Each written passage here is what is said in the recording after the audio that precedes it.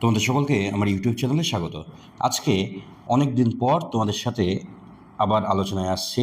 দেখো, প্রথম যে আমি আজকে যেটা নিয়ে তোমাদের সামনে আলোচনা করছি, ক্লাস 9-এর রায়মার্টিন প্রশ্নবিচিত্রার সেকেন্ড সামেটিভের প্রথম সেটটা নিয়ে।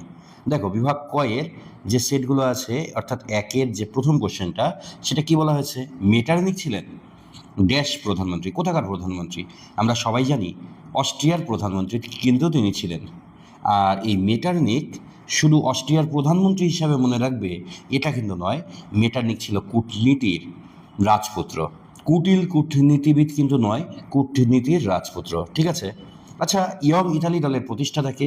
জোসেফ ম্যাৎসিনি ইয়ং ইতালি দল প্রতিষ্ঠা করেছিল। আচ্ছা, এই ইয়ং ইতালি দল প্রতিষ্ঠা জোসেফ ম্যাৎসিনি করলো কেন? আসলে কার্বোনারি দলের সঙ্গে তিনি যুক্ত ছিলেন, আমরা সবাই জানি, কিন্তু কার্বোনারি দলের প্রতি আস্থা হারিয়ে তিনি কিন্তু ম্যাৎসিনি কিন্তু এই ইয়ং ইতালি দল প্রতিষ্ঠা করে। জুলাই বিপ্লব সংগঠিত হয়েছিল কত সালে? জুলাই বিপ্লবের কথা তোমরা সবাই জানো যে 1830 সালের 26 থেকে 29 জুলাই এই তারিখে কিন্তু তোমার এই জুলাই বিপ্লব সংগঠিত হয়। আর এই জুলাই বিপ্লবের ফলেই কিন্তু ফ্রান্সে বুর্বো বংশের পতন হয়েছিল। শিল্প বিপ্লব প্রথম সংগঠিত কোথায় হয়েছিল? আমরা সবাই জানি যে ইংল্যান্ডে সংগঠিত হয়েছিল। তারপরে যে প্রশ্নটা আছে, শিল্প বিপ্লবের ফলে উদ্ভূত দুটো শ্রেণী, কী কী শ্রেণী তৈরি হয়েছিল? অবশ্যই শিল্প বিপ্লবের ফলে তোমাদের তৈরি হয় মালিক শ্রেণী আর একটা শ্রমিক শ্রেণী। স্পিনিং জেনি আবিষ্কার করেন কে? স্পিনিং জেনি আবিষ্কার করে? এটা কিন্তু তোমার জেমস হারগ্রিভ স্পিনিং জেনি আবিষ্কার করেছিল। এপ্রিল থিসিস রচনা করেন? এপ্রিল থিসিস কে রচনা করে? এপ্রিল থিসিস রচনা করেন তোমার লেনিন। প্রথম বিশ্বযুদ্ধ কবে হয়? এটা 1914 সালে। তারিখটাও তোমরা খেয়াল রাখবে, 28 জুলাই কিন্তু এই প্রথম বিশ্বযুদ্ধ শুরু হয়েছিল। 28 জুলাই কে করছে এটা সূত্রপাত? অস্ট্রিয়া তোমার সার্বিয়ার রাজধানী বেলগ্রেড আক্রমণ করছে, আর এই বেলগ্রেড আক্রমণের মাধ্যমেই কিন্তু ফার্স্ট ওয়ার্ল্ড ওয়ারের সূত্রপাত হচ্ছে। তারপরে দেখো যে কোন সময়কালকে মেটারনিকের যুগ বলা হয়?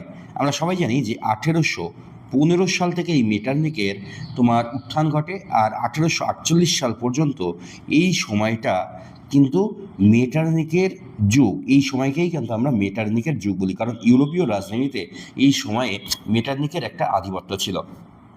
ইউটোপীয় গ্রন্থটার রচয়িতাকে? এইটা কিন্তু সবাই মনে রাখবে, টমাস মোর। ঠিক আছে? ভিয়েনা সম্মেলনে বিগ ফোর বা চার প্রধান শক্তি কারা ছিল? এটা তোমরা সবাই জানো যে অস্ট্রিয়া, দ্বিতীয় রাশিয়া এবং কিন্তু ইংল্যান্ড। ঠিক আছে? আচ্ছা, সত্য মিথ্যা দেখো যে শিল্প বিপ্লবের সময় ফ্রান্স বিশ্বের কারখানায় পরিণত হয়। এটা অবশ্যই ভুল, এটা কিন্তু ফ্রান্স নয়, এটা ইংল্যান্ড তোমার বিশ্বের কারখানায় পরিণত হয়েছিল। তাহলে কিন্তু এটা তোমরা ফলস দেবে। কার্ল মার্কস হলেন একজন কল্পনা বিলাসী সমাজতান্ত্রিক? না, কার্ল মার্কস ছিলেন একজন বৈজ্ঞানিক সমাজতন্ত্রবিদ। ঠিক আছে? সেই কারণে এটাও আমাদের কিন্তু কি হয়ে যাচ্ছে? ফলস হচ্ছে। তারপর অর্থাৎ মিথ্যা হচ্ছে 1929 সালে ইউরোপে মহামন্দা দেখা দেয়। এটা কি সত্য না মিথ্যা? এটা কিন্তু তোমার সত্য। সিএরগুলো দেখো যে প্রথম বিবৃতি কি বলা হয়েছে? ঘিটো ছিল শহরের সবচেয়ে গরিব দুর্দশাগ্রস্ত অঞ্চল। আচ্ছা, কেন এটা সবচেয়ে গরিব আর দুর্দশাগ্রস্ত অঞ্চল ছিল?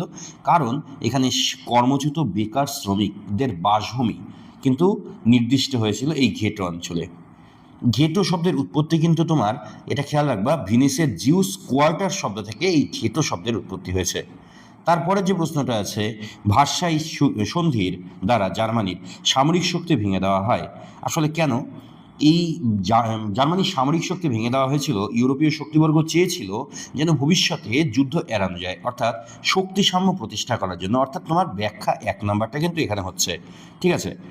এবার বিভাগ গয়ের যে 2-এর যে প্রশ্নগুলো আছে, আমি কিন্তু খুব শীঘ্রই ভিডিও এনে আলাদাভাবে এই ভিডিও কিন্তু তোমাদের জন্য প্রোভাইড করে দেবো। ঠিক আছে? যেখানে সমস্ত সেটের শুধুমাত্র 2-এর প্রশ্নগুলোর আলোচনা থাকবে।